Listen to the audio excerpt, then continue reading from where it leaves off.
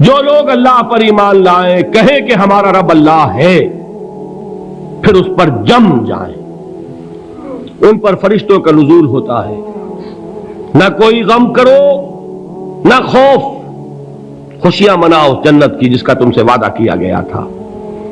اللہ کی ربوبیت پر اطمینان جب انسان کو ہو جاتا، میرا رب اللہ ہے، ربی اللہ، انسان کے لیے نہ کوئی کھٹکا، نہ کوئی خطرہ، نہ کوئی خوف، نہ کوئی حزن۔ جو کچھ ہو رہا ہے کس کے اذن سے ہو رہا ہے؟ اللہ کے اذن سے۔ اللہ کے اذن کے بغیر پتہ تک نہیں ہلتا۔ یہ کوئی اندھا بہرا مادہ نہیں ہے جس سے مجھے کوئی خوف ہو۔ اندھا بھینسا چلا آ رہا ہو اس سے تو ڈرنے کا ہر انسان کو ڈرنا چاہیے، نہ معلوم کس کو ٹکر مار دے، لیکن نہیں، اس کائنات کو چلانے والا ایک سمیع و بصیر خدا ہے، وہ جو میرا دوست ہے، میرا ولی ہے۔ اللہ ولی الذین آمنوا یخرجہم من الظلمات الی النور۔ اللہ اہل ایمان کا ولی ہے، ساتھی ہے، پشت پناہ ہے، مددگار ہے، حمایتی ہے۔ بتائیے جسے یقین ہو جائے کہ اللہ میرا مددگار، اللہ میرا محافظ، اللہ میرا پشت پناہ، اللہ میرا حمایتی، اس کے لیے کوئی خوف ہوگا؟ اس سے کوئی ڈر ہوگا؟ میں مثال دیا کرتا ہوں ایک بہت سادہ، پنجاب کے دیہات کی۔ وہ بڑا چودھری ہے اور کوئی غریب کسان ہے۔ اس غریب کسان کے جانوروں کو ہر وقت اندیشہ ہوگا چوری کا، کوئی میری بھینس کھول کر نہ لے جائے، کوئی میرا بیل کھول کر نہ لے جائے۔ لیکن جس کے بارے میں یہ سب کو معلوم ہو کہ وہ جو بڑا چودھری ہے وہ اس کا دوست ہے، اس کی بچیا کو کوئی خوف ہوگا؟ اس کی بھینس پر کوئی ہاتھ ڈالے گا؟ اسے کوئی اندیشہ ہوگا؟ نہیں۔ کیوں؟ کہ وہ بڑا چودھری، بڑا اس کا یہاں کا سردار، جاگیردار، سب کو معلوم ہے وہ میرا دوست ہے، کوئی میرے خلاف اقدام نہیں کر سکتا۔ اس دنیا میں یہ چھوٹی سی بات اگر آپ کے دلی اطمینان اور سکون کا باعث بن سکتی ہے تو ذرا تصور کیجئے۔ میں لفظ تصور استعمال کروں گا صرف اس لیے کہ اس کا ہم جس کو کہتے ہیں ادراک اور شعور کر نہیں سکتے، اگر کے ساتھ کر سکتے۔ اگر یقین ہو کہ اللہ میرا مددگار اور یقین ہو کہ اللہ ہر آن میرے ساتھ ہے، پھر کوئی خوف؟ کس کا خوف؟ کوئی شے اللہ سے بالا تر ہے؟ کوئی قوت اس سے زیادہ طاقتور ہے؟ کوئی اس کے ارادے کو بدلنے والا ہے؟ کوئی اس کی مشیت کے آڑے آنے والا ہے؟ یہی بات ہے جو حضور نے فرمائی، یہ ایمان کا حاصل ہے لب لباب، کہ دیکھو اچھی طرح اس بات کو ذہن نشین کر لو، اگر تمام انسان مل کر تمہیں کوئی نقصان پہنچانا چاہے نہیں پہنچا سکتے، مگر جو کچھ اللہ نے لکھ دیا ہو، اور تمام انسان مل کر تمہیں کوئی نفع پہنچانا چاہیں نہیں پہنچا سکتے، مگر وہ شے جو اللہ نے طے کر دی ہو۔ آپ پھر میں کہوں گا ذرا طاری کیجئے، اسے فرض کیجئے، اسے سوچئے، اگر اس حدیث پر ہمارا دل ٹھکا ہوا ہو تو کسی سے ڈر ہوگا؟ یہ مجھے نقصان نہ پہنچا دے، یہ میری رپورٹ خراب نہ کر دے، یہ میری انکریمنٹ نہ رکوا دے، یہ میرا یہ نہ بگاڑ دے، یہ میرے یہ نقصان نہ پہنچا دے۔ اس کا ڈر، اس کا ڈر، اس کا خوف، اس کی خوشامد، اس کے لیے جا کر طرح طرح سے اپنی عزت نفس کو ذلیل کروانا اس کے سامنے، یہ سب کچھ کیوں کرتا ہے انسان؟ جب سمجھتا ہے کہ اس کے ہاتھ میں میرا کوئی نفع ہے، اس کے ہاتھ میں میرے لیے کوئی ضرر ہے، یہ مجھے کوئی گزن پہنچا سکتا ہے، یہ مجھے کوئی نقصان پہنچا سکتا ہے، یہ میرا کوئی کام بنا سکتا ہے، یہ میری کوئی ضرورت پوری کر سکتا ہے، اسی کا نام شرک ہے۔ جہاں آپ نے یہ سمجھا کہ غیر اللہ کے اندر کوئی طاقت موجود ہے، وہی شرک ہے۔ بتوں سے تجھ کو امید خدا سے نومیدی، مجھے بتا تو صحیح اور کافری کیا ہے؟ شرک تو یہ ہے۔ جس پر بھی تمہیں یہ خیال ہے، کلمہ ہے یہ کلمہ سوم، لا حول ولا قوت الا باللہ، ذرا اس پر دل کو کبھی اگر آپ تصور کریں، پھر فرض کریں، دل ٹھک جائے اس پر، کوئی طاقت نہیں۔ یہی بات تھی جو شیخ عبد القادر جیلانی رحمت اللہ علیہ نے اپنی وصیت میں اپنے بچے سے کہی.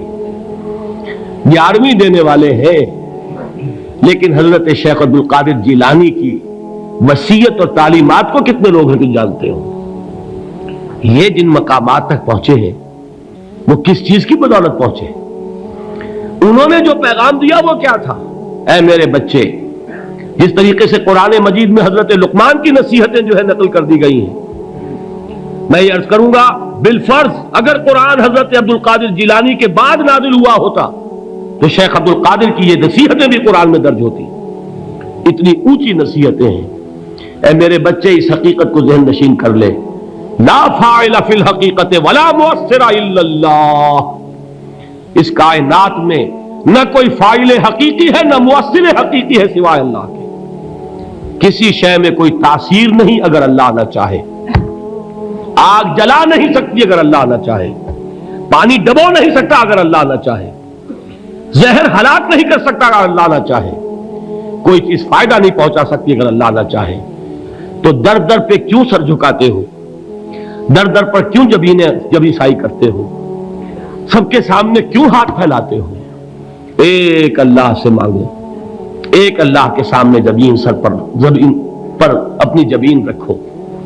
لا فاعل فی الحقیقت ولا مؤثر الا اللہ. نظر آتا ہے ہمیں کہ پانی پیاس بجھا دیتا ہے.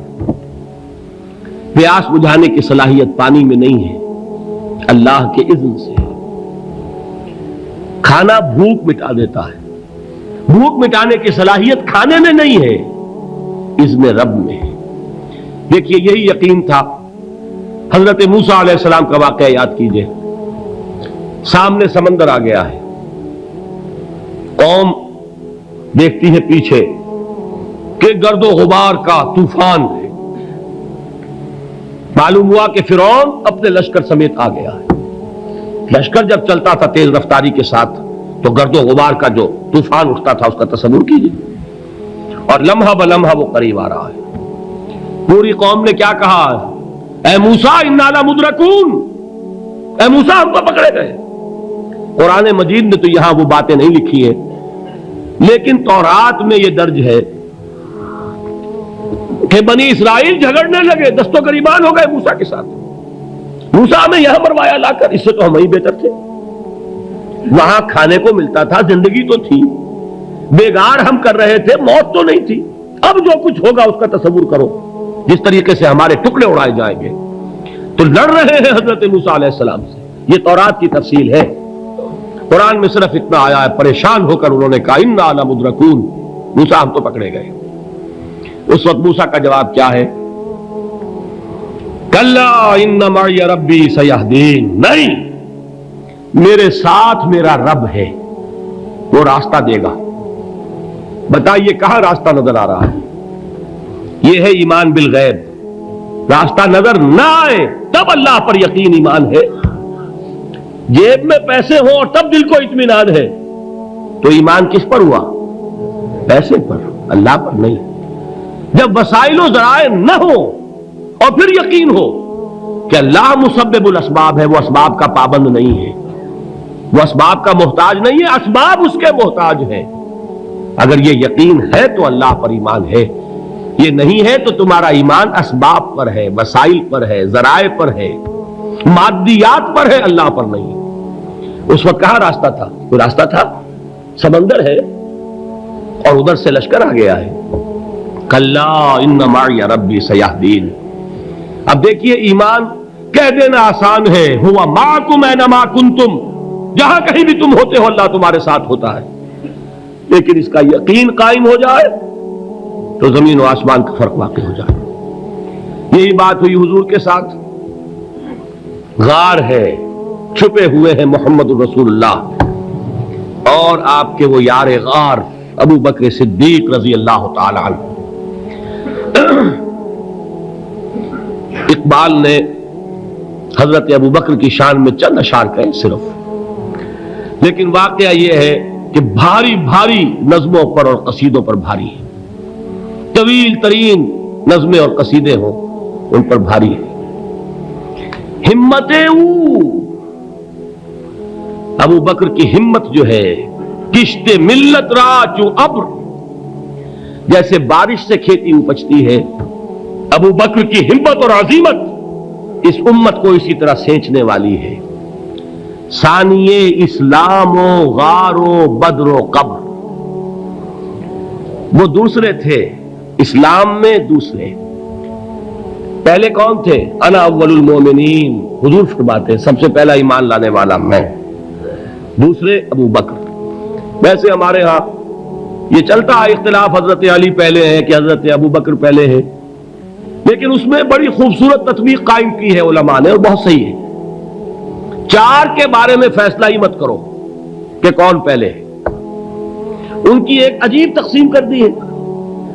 آزاد مردوں میں، بالغ مردوں میں سب سے پہلے ابو بکر، بچوں میں سب سے پہلے علی، خواتین میں سب سے پہلے خدیجہ، اور غلاموں میں سب سے پہلے زید بن حارثہ۔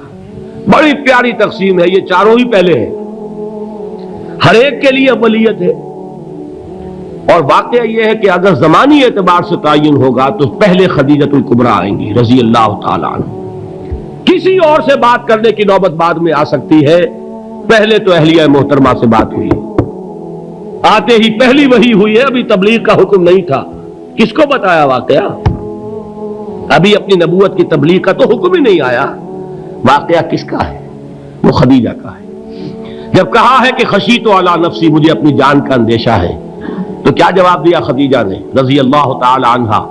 وہ صدیقۃ الکبریٰ ہے، صدیقات جو ہے خواتین ان میں چوٹی پر خدیجۃ الکبریٰ ہے رضی اللہ تعالی عنہا، اور صدیق جو مرد ہیں ان میں صدیق اکبر ہے ابو بکر صدیق رضی اللہ تعالی عنہ، لیکن صدیقات میں چوٹی پر۔ جب حضور نے فرمایا خشیت علی نفسی، کیا فرمایا، کیا عرض کیا، کیسے تسلی دی؟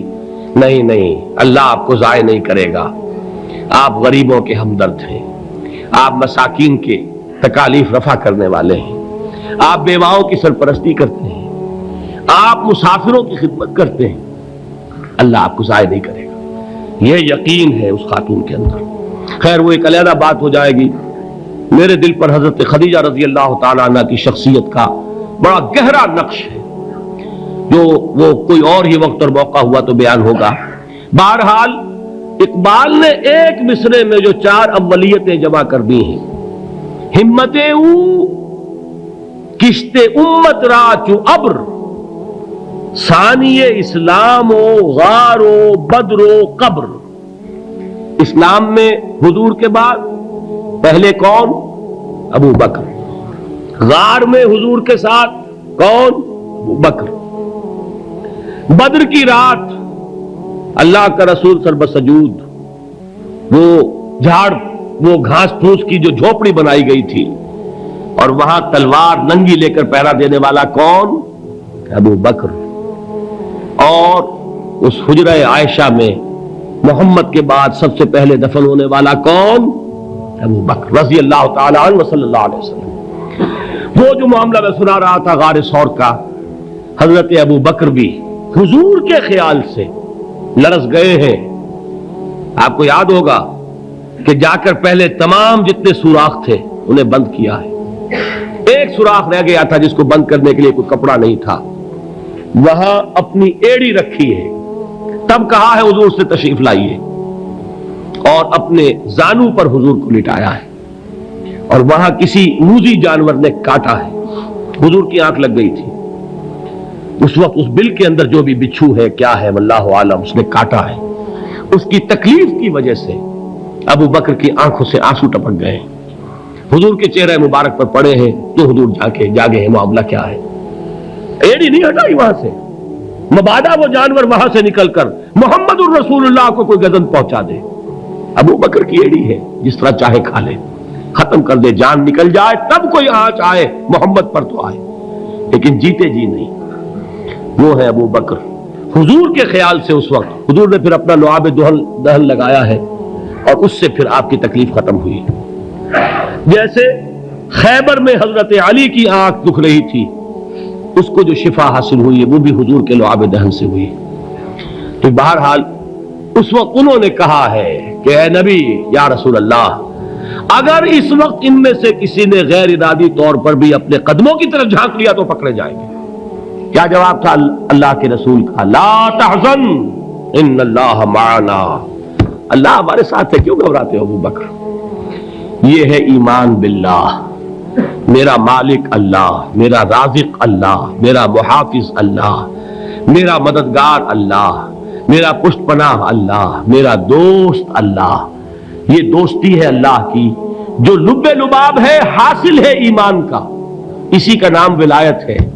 اولیاء اللہ کے سروں پر سینگ نہیں ہوتے، جس کے دل میں ایمان راسخ ہو چکا ہو وہی اللہ کا ولی ہے، جسے اللہ پر یقین ہو چکا ہے وہی اللہ کا ولی ہے، جسے یقین ہے اللہ میرے ساتھ ہے، میرا مددگار، میرا پشت پناہ، میرا ساتھی، میرا دوست، میرا محبوب، میرا محب۔ اللہ اہل ایمان سے محبت کرتا ہے۔ واللہ یحب الصادقین، ان اللہ یحب الذین یقاتلون فی سبیلہ صفا کانہم بنیان مرصوص۔ اللہ محبت کرنے والا، اہل ایمان محبوب، اور اہل ایمان محبت کرنے والے اللہ محبوب۔ والذین آمنوا اشد حبا للہ۔ آپ تصور کیجئے جسے یہ رشتہ ایمان یا رشتہ ولایت حاصل ہو جائے، الا ان اولیاء اللہ لا خوف علیہم ولا هم یحزنون، آگاہ ہو جاؤ اللہ کے دوستوں کے لیے نہ کوئی خوف ہے نہ کوئی